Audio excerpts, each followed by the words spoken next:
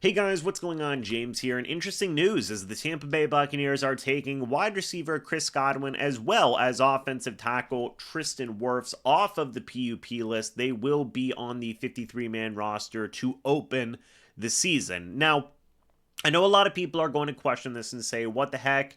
They're taking roster spots away from some other guys that could be helping in the immediate sense, and that is fair. And honestly, I do somewhat agree with that, but I feel like Rick Stroud makes a very good point here where he says the reason Chris Godwin is going on the 53-man roster is if he was on the PUP list, he could not participate in any team-related practices or walkthroughs. For Godwin, and also Tristan Wirfs in this sense, being out with the team, running routes, using football movements is essential in reconditioning his body. If the Bucs kept him on the PUP list, once cleared, he may need 2 weeks to start practicing. So, it is a fine move for the Bucs. It does open up like, hey, Godwin and Wirfs could return sooner, but at least you're going to be able to get them out there at practice and get them some reps out there. Now, I still am begging the Tampa Bay Buccaneers to not rush either one of these guys back. And I don't think they will either, but it is just, again, important to know that it's like, hey, don't rush these guys back, okay? Because I don't want there to be long complications, season-long complications, with a Chris Godwin injury or a Tristan Wirfs injury as well. Another interesting thing that Greg Auman made a note of earlier today is a couple things. One,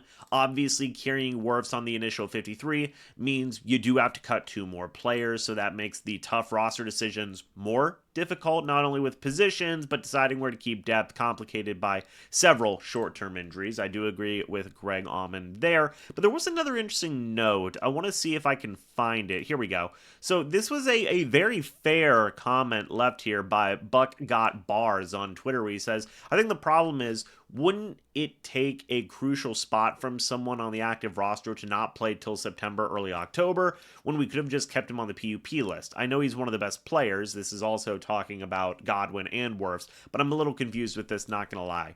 Greg Auman had an interesting response where he said, I would argue that if you think Godwin or Wirfs could play in week 4, 1 week of either of them is more valuable than 4 weeks of whoever makes the 53 in their place and is likely a healthy scratch if Godwin/Wirfs are on the PUP.